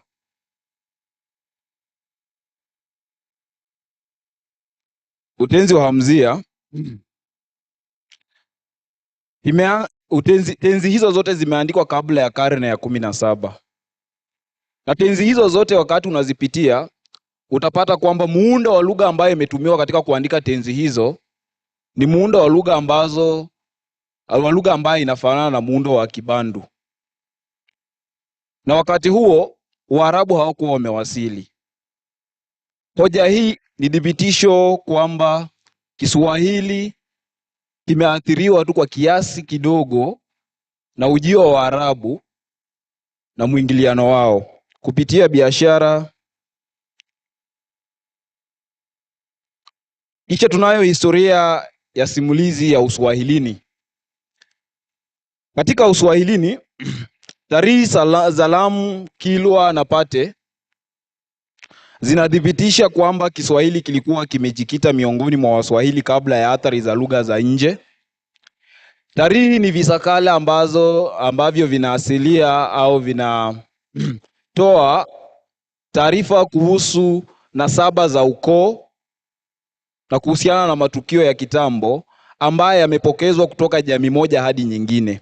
Na kwa hivyo katika kupitia tarihi hizi, wazee wa pwani wanasema kuwa maneno ya Kibantu kama vile yumbe ambayo inapatikana katika Kiswahili na kuwa jumbe, wavang'andu ambayo katika Kiswahili inakuwa ni wavaa mapambo ya dhahabu, na wang'andu makazi waliovaa dhahabu, yanadhibitisha asili ya Kibantu ya Kiswahili. Kisha tunayo hoja nyingine ambayo inahusiana na tafiti za wanaisimu. Naye mwanaisimu wa kwanza ni Greenberg. Mwaka wa 1966 aliweka Kiswahili katika makundi ya lugha za Kibantu zilizotoka Niger karibu na Kongo. Wale ambao wameweza kupitia historia ya jamii zilizosafiri kutoka eneo la Kongo karibu na Niger, kama vile Wabantu wanaotoka upande wa magharibi, upande wa mwambao wa Kenya, na wale ambao wanatoka katika sehemu ya kati kama vile Wagikuyu na Wameru. Hizo tu ndizo baadhi ya lugha ambazo aliweza kuziweka katika makundi. Kisha tunaye Gadre, mwaka wa 1967 alilinganisha maneno 22,000 kutoka kwa lugha 200 za Kibantu kubaini kuwa Kiswahili kinafanana na Kikongo kwa 44% wa msamiati wake. Shirahdin, Mnyambala, Babu na Chimera walidhibitisha kuwa Kiswahili kina sifa za lugha za Kibantu. Kisha tunayo hoja ambayo inahusu mpangilio wa majina katika Kiswahili na Kibantu. Lugha za Kibantu zina ngeli za majina na Kiswahili kinafanana na Kikuyu kwa mtindo huu. Mfano, katika Kiswahili, nitatumia mwenzangu hapa mbele ambaye ni mtu, kisha tukiwa wawili tutakuwa ni watu. Ukiangalia katika jamii ya Kikuyu utapata kwamba mtu kama ni mmoja ataitwa mundu, tukiwa wawili wataitwa antu. Naam. Kisha tunayo mfano mwingine kama vile mti, ambayo kwa wingi katika lugha ya Kiswahili itakuwa ni miti. Ila ukiingia katika ama ukitafakari katika lugha ya Kikuyu utapata kwamba mti unaitwa kwamba mti, kisha kwa wingi itakuwa ni miti. Kisha kuna jiwe, katika lugha ya Kiswahili wingi itakuwa ni mawe. Samahani. Kisha katika lugha ya Kikuyu itakuwa ni ihiga, kwa wingi ni mahiga. Hoja nyingine ni kuhusu upatanisho wa kisarufi, na Kiswahili kinafuata muundo wa Kibantu katika upatanisho wa kisarufi. Katika mfano ambayo tumeweza kuweka pale, utapata kwamba kitabu hiki ni kikubwa. Huo ni mfano ambao tumeweka katika mfanano wa kisarufi baina ya lugha za Kibantu na Kiswahili. Mfano, katika Kiswahili waweza kusema kwamba kitabu hiki ni kikubwa. Kisha katika Kikuria watasema egetabo keno neke nene. Katika Kibukusu itakuwa sitabu sino sibof. Ukiweza kutazama mifano hiyo utaona ya kwamba kuna mfanano wa kiasi fulani wa kisarufi. Katika lahaja za Kiswahili ambayo ni sehemu inayofuata baada ya nadharia ile ambayo nimeweza kuzungumzia yenye mashiko zaidi na inayothibitisha kweli kwamba Kiswahili chimbuko lake ni mwambao mwa Kenya, na kwa asilimia kubwa imeweza kujengwa kwa kutumia lugha za Kibantu, nataka tuzungumzie lahaja za Kiswahili. Lahaja za Kiswahili zinapatikana pwani ya Afrika Mashariki na katika visiwa mbalimbali vilivyo karibu na pwani. Kwa mfano, tunacho kisiwa cha Kilwa, Unguja, Peruba na Ngazija. Lahaja 18 zinazotajwa na waandishi wengi zinaweza kugawanywa katika kijiografia, katika kimaeneo, zikiathiriwa na jamii ambazo zimefanya maeneo hayo kuwa makazi yao. Ya kwanza ni lahaja za pwani, lahaja za visiwani, lahaja za bara. Lahaja za pwani kunazo Kitikuu, Kitikuu au Kibajuni, Chimbalazi, Chimilini au Kiberwa. Kisha tuna Kijomvu na Kimvita. Kisha sehemu ya mwisho nitamkaribisha yule ambaye tulifanya naye makala haya naye afanye wasilisho lake.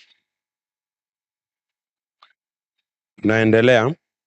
Swali likiwa ni kwa nini ni vigumu wakazi wa mji Mombasa kuridhia kuwa ni Waswahili wazawa? Imegundulika ni vigumu kumpata Mswahili Mombasa anayesema kimasomaso ni Mswahili kindakindaki kwa sababu za kimatabaka zilizo. Sasa hizi ni baadhi ya sababu. Ya kwanza ni kwamba ni sababu za kimatabaka zilizokuzika wakati wa ukoloni, usimilisho wa Waswahili, asili na kuloea kwa dini ya Kiislamu na kujiona ni sehemu ya jamii ya Waarabu au machotara. Kukana jina la Waswahili kwa sababu waliona ni jina la kubandikwa, kutotaka kuhusishwa na Uswahili ambao ulinasibishwa na ujanja. Aidha, wao kutaka kujitambulisha kwa misingi ya vilahaja vyao kama Wamvita, Wajomvu, Waamu, Wapate, Wamrima, Wamtangata na kadhalika. Hali wao ndio Waswahili haswa. Kisha makuzi ya Kiswahili kitaifa, kikanda na kimataifa yamefika wapi? Lugha hii imepata mageuzi makubwa ikichukua maneno kutoka lugha mbalimbali za Kiafrika, Kiarabu, Kihindi, Kireno na hata Kiingereza, lakini bado ikihifadhi mizizi yake ya Kibantu.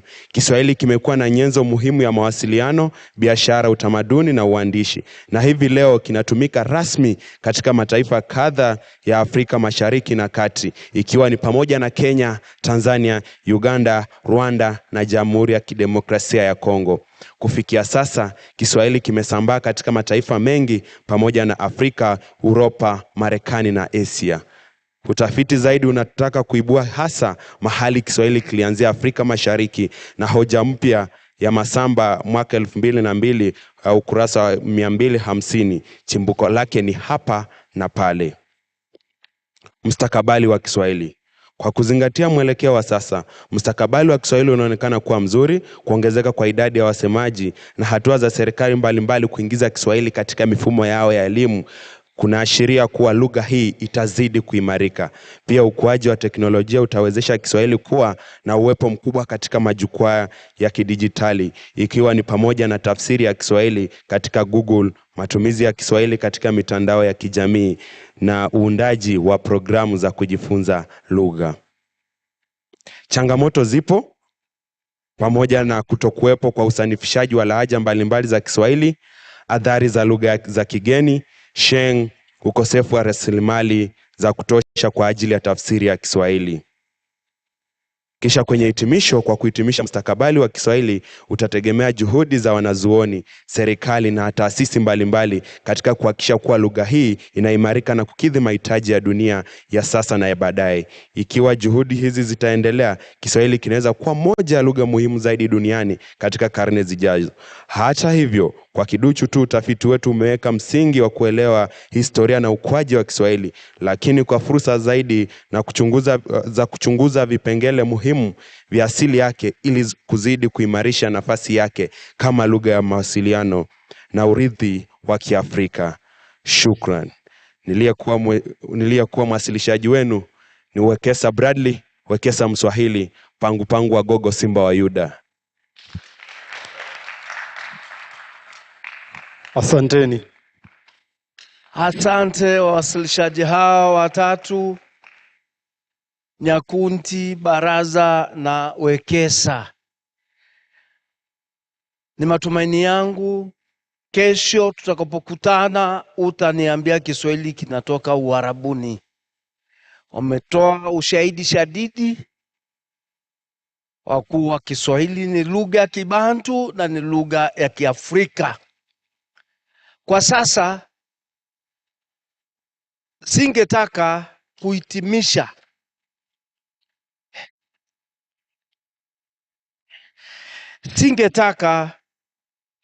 kuhitimisha bila kutimiza yale ambayo niliyoyasema.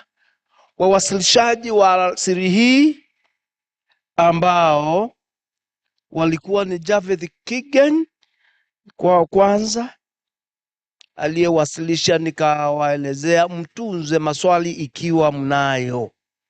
Sijui kama kumbukumbu zenu zimewapiga chenga ama mna hayo maswali.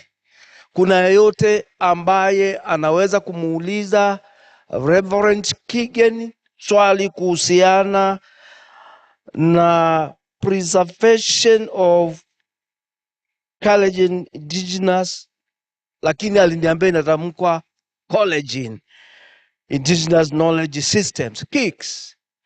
Kunaye ambaye ana swali kuhusiana na wasilisho alilolifanya? Is there anybody who has a query or a question on that topic presented by Reverend Dr. Kigen? Hey.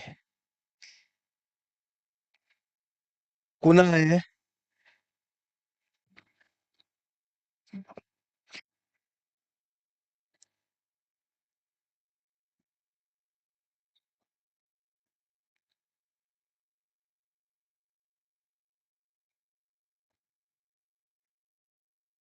Okay, thank you, sir, for the opportunity.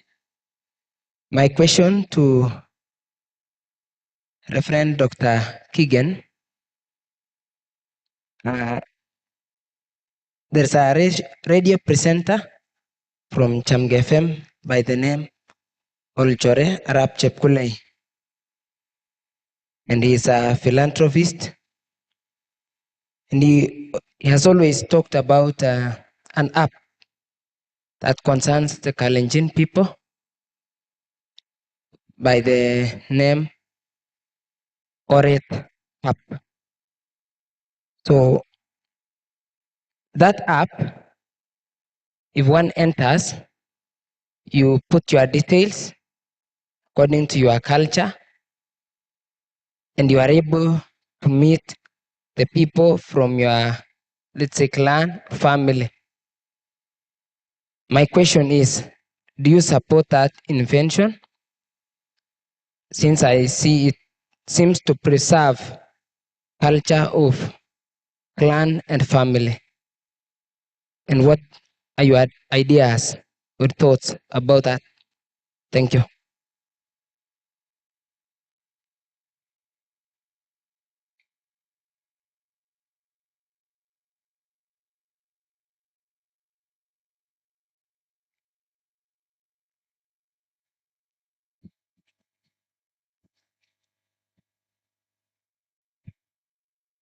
I think we need to realize that we have diversity of of dialects. It will be very difficult to follow that kind of pathway.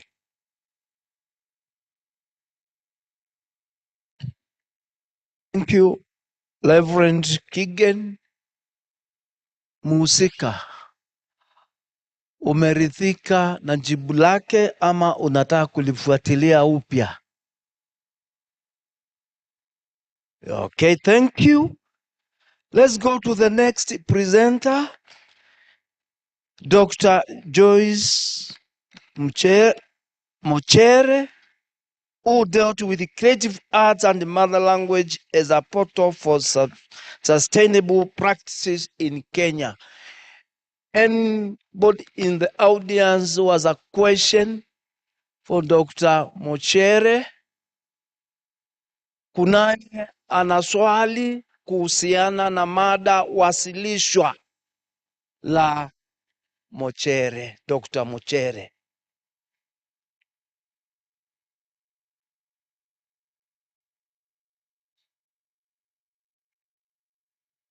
inaonekana amna.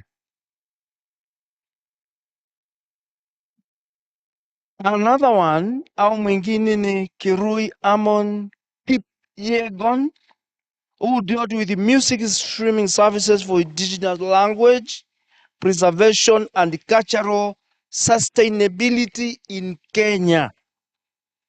Anybody who has a question on the same, on that presentation of Amon? Kuna yeyote ambaye ana swali?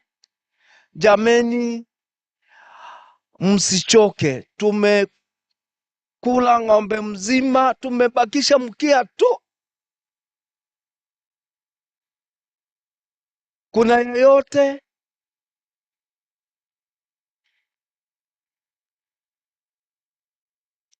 Amna. Asante. Alafu kuna uwasilisho wa Kadupe Sofala, Deconstructing Linguistic Engagement for Sustainable Development, like Badgers and quote, vernacular and quote, as a counter-narrative to colonial language imperialism in Yoruba society. Is there anybody who has a question on that presentation? Anybody who has a question?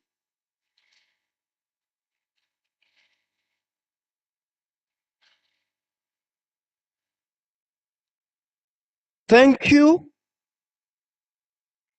Then we have presentation for Walter Simiu from Kabarak University.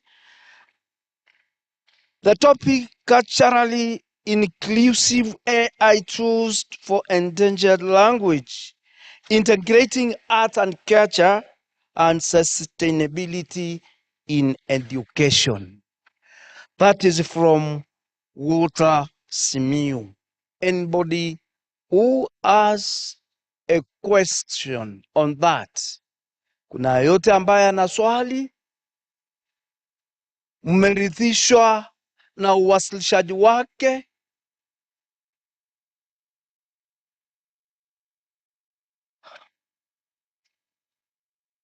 Na mwisho kabisa ni kuhusiana na wasilisho la asili au chimbuko la lugha ya Kiswahili au chanzo cha lugha ya Kiswahili, unyoshaji wa chimbuko la lugha ya Kiswahili kwa uzingatifu wa ushahidi shadidi na wale ambao wametoka papa hapa sasa hivi. Kuna swali lolote? Wanaoshabikia Kiswahili ni lugha ya kutoka Uarabuni au ni lahaja, or it's a dialect from the Arab world. Wale ambao wanasema Waswahili ni machotara, kwa sababu wengi wanapoenda Mombasa wanasema kuwa wale wanaokutana na wao, wale mazeruzeru au machotara, ndio Waswahili haswa. Hao sio Waswahili. Waswahili ni Wabantu, nikiweka wazi. Na kuna sababu kadhaa, labda niweke wazi, kuna sababu kadhaa ambazo zilitufanya watu wachukulie kuwa Waswahili ni wale machotara, Wasihiri sio wao. Sababu moja ni kuwa wakati wazungu walifika hapa, waligawa Waafrika na wengine katika matabaka. Kukawa tabaka la kwanza, the first class, wazungu; wa pili Wahindi; wa tatu Waarabu; wa nne Waafrika. Waafrika hawakutaka kunasibishwa au kuhusishwa na Waarabu na Waafrika wenzao. Kwa hivyo kupitia kusilimishwa wakajiunga na tabaka la tatu, kwa sababu lilikuwa na manufaa ya kisiasa na ilikuwa na faida. Swala la pili, walikuwa wamebadikwa jina la Waswahili, Wasiwahili, na yeyote yule ambaye anabadikwa jina analikataa. na ndio sababu hawataki kuitwa Waswahili, kwa sababu jina hilo ni la kubandikwa. La tatu, wao kama wao wanataka kujiona kama Wanjomvu, Wamvita, zile lahaja ambazo zimetajwa. Wanataka kujiona kama Wamtang'ata, Wavumba. All those are dialects of Kiswahili. Hivyo kama vile Waluya, wengine wanataka kuwaona kujiita Wamaragori, wengine Wabukusu, wengine sijui Wanyore, sijui. Hivyo ndivyo ilivyo. Kwa hivyo ukienda Mombasa, wewe ni Mswahili wewe. Wewe mtoka bara wewe. Lingine na la mwisho, wa Arabu walipokuwa wakiandamana na watu wa pwani ambao walikuwa wapangazi, walihusishwa na ujanja. Hivyo wewe ungetaka kuitwa mjanja, na wakati mwingine wao mnasema waacha Kiswahili chako wewe, kwa sababu unahusisha Waswahili na ujanja. Na ndio sababu ukienda Mombasa ni kama kumtafuta paka mweusi gizani, huwezi kumpata mpaka leo. Na ukimwita Mswahili atakutusi wewe mtoka bara, na mtoka bara ni mtu ambaye si mwelewa wa yale ambayo yanazunguka. Kuna kijana mmoja ambaye alikuwa na wimbo, nataka atufungie kwa wimbo huo. Ikiwa yupo useme hayupo, anapatikana ama amekata tamaa. Samuel. Kumbe upo. Karibu utufungie kikao cha leo kwa huo wimbo. Asante kwa uvumilivu wako na mvumilivu la mbivu.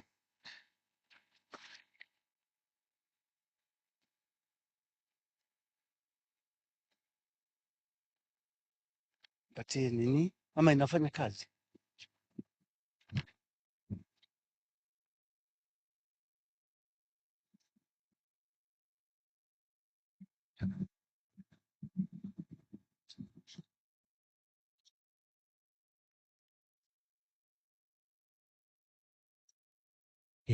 Mwathani agocwo, mko salama. Nataka kualika ndugu yangu Mr. Joroge ndo akuje tufanye presentation. Nataka kufanya presentation ya a Kikuyu song and mnasikianga kigosho, so nataka kugonga kigosho moja safi ndo mfurahie. Haya, Mr. Joroge, karibu sana.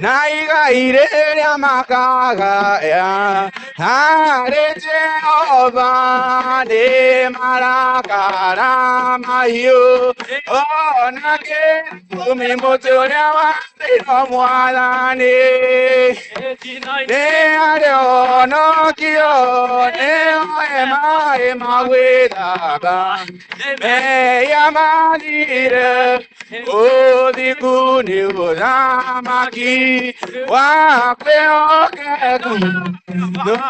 na odiku nane madoire roama roigi goiduke na mete miomo ike meta uomigua na kimari siawe menina na wamaga kwa mesiria mamaga duka oh tamanya mo garasia garura oh kenanyo go yone ke aroma di mere ai makaga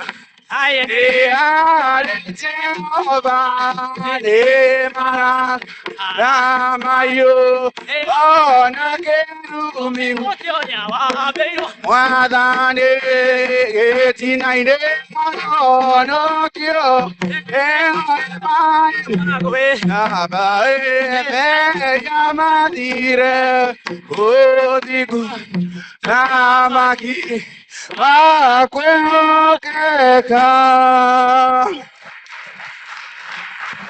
Asante sana, tuwapigie makofi wa vijana wawili, wametufungia vizuri sana.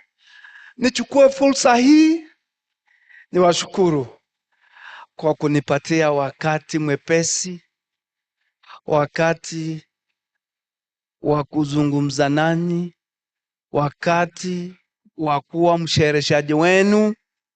Asante sana. Nachukua fursa hii nimwite na nimkaribishe mwakilishi wa mkuu wa shule ya elimu na sayansi jamii, Profesa Frederick Ngala. Kiwakilishi chake tunaye hapa na sio mwingine, namkaribisha Daktari James K. Na baada ya James K kutoa shukurani za asante, baadaye ningemuomba Reverend Daktari Kigen aweze kutufungia sherehe ya leo kwa kutoa shukurani kwa mterehemezi, kwa sababu ametuwezesha tangu asubuhi mpaka sasa. Karibu daktari. Thank you very much, Dr. Kavoi. Kusema kweli, daktari ametuongoza katika uadilifu vizuri sana, na katika pia kuwakilisha lugha imekuwa murwa kabisa. Ningependa kuchukua nafasi hii kuwashukuru wahusika wote katika mpangilio na maandalizi ya sherehe kama hizi. Wakuu wa chuo kiwakilishwa na Professor Vice Chancellor Professor Kiplangat in absentia, the DVCs who are with us here, the registrars and the leaders who joined the celebrations. In absentia, we say thank you. Pia sitasahau kumshukuru Acting Provost Reverend Mutuko na mkuu wa shule yetu Professor Ngala na pia mkuu ama msimamizi wa kitengo cha UNESCO Profesa Kibos. Nashukuru kwa sababu ya nafasi yao na bidii ambao wametia katika kutusaidia kupanga na kuweka mikakati ya kusherehekea siku kuu ya kimataifa inayohusu lugha zetu za mama. Kunao walioshiriki kama wanafunzi wa shule ya upili ya Kabarak. Kunao pia walioshiriki katika njia mbalimbali kama keynote speaker alikuwa Bwana Michael Pundo, na pia hatutasahau mgeni wetu pia wa heshima Daktari Lydia Matoke ambaye alikuja na taaluma yake kuwakilisha pia. Kwa wale ambao hamkutembelea mahali ambapo alikuwa ameweka kituo chake, bado kunalo nafasi. Mimi mwenyewe nimekuwa pale, huwa ninapenda sana kusoma mambo mapya katika kila kinachotokeleza. Baadaye nimshukuru sana Daktari George Nyandoro, alikuwa mmoja wetu, baadhi ya wadhiri ambao tulikuwa nao katika chuo hiki na kwa wakati huu yupo mahali pengine. Nikimalizia nataka kuweka shukrani tena kwa wale ambao wameshirikisha na wameweza kufanya presentations katika shamra za leo, akiwepo Daktari Jafeth, Daktari Joyce Moshere, Amon Kipiegon, wale wengine wote ambao wameweza kushiriki. Huenda nisitaje majina yao, lakini tambua kwamba tunakutambua na tunakushambikia katika sherehe ya leo. Lakini kilicho cha msingi na cha muhimu sana ni kushukuru wewe, hasa wanafunzi ambao waliacha shughuli zao za kila siku na wakaja na wakaketi pamoja nasi kutoka asubuhi hadi saa hizi. Wengine wamejitolea katika shughuli mbalimbali katika kusaidia kufanikisha sherehe ya leo. Tafadhali ujihisi kwamba tumekupa mkono wa heko. Kati ya hao pia ni wale ambao walikuwa wana technicians, wale walikuwa wanasaidia katika mambo ya umeme, walikuwa wanasaidia katika mambo ya sauti na utangazaji. We want to say that we really appreciate you big time. Waswahili husema kwamba mtu ni watu. Kwa hivyo tungekuwa na sherehe mzuri ya kufana, lakini nyinyi msiwepo, sherehe yenyewe haingekuwa na shamra ambayo imeweza kushuhudiwa siku ya leo. Kwa hivyo ujisikie kama aliyeshambikiwa na shukrani zetu ziwafikie. Tunapomalizia, tafadhali tukiondoka, tutambue hili kwamba hili ni sherehe ambayo tunafanya kila mwaka katika mwezi wa pili, wakati kama huu, majira kama haya. Kwa hivyo kwa wale wanafunzi ambao hamtakuwa mmemaliza kusoma ifikapo mwaka mpya, ni wakati wa kuanza kutathmini na kujiandaa kwa ajili ya kufanikisha mwaka ujao zaidi ya vile mwaka huu ulivyo. Nilikuwa ninaambia mmojawapo wa waandalizi kwamba nimesikia kukosa sana.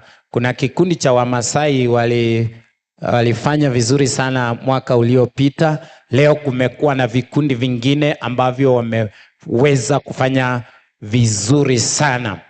Leo ndio nimejua kwamba pia kuna watu ambao wamebombea katika lugha yao. Nilikuwa nikifikiri kwamba Gen Zs hawajui lugha za kwao. Leo nimeona hali ya kucheza katika utamaduni na kuwakilisha, na ikaonyesha dhahiri kwamba kumbe watu wapo waliobobea katika lugha za kwao.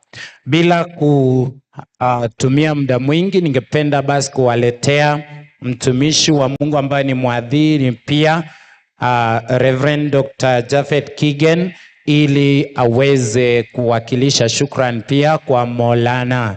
Asante sana. Thank you. Thank you, thank you. May we rise up and we pray together as we come to the end of this conference.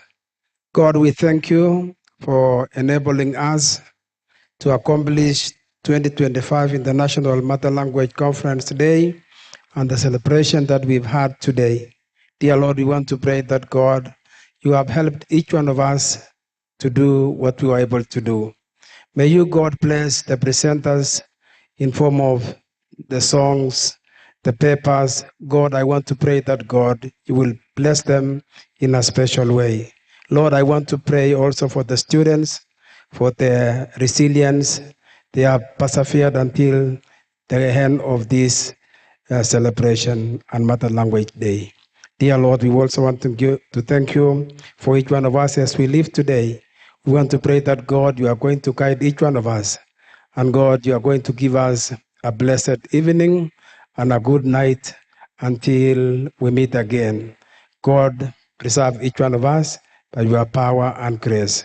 For we have prayed all in Jesus' name. May you have a blessed evening and a good night today. Thank you very much.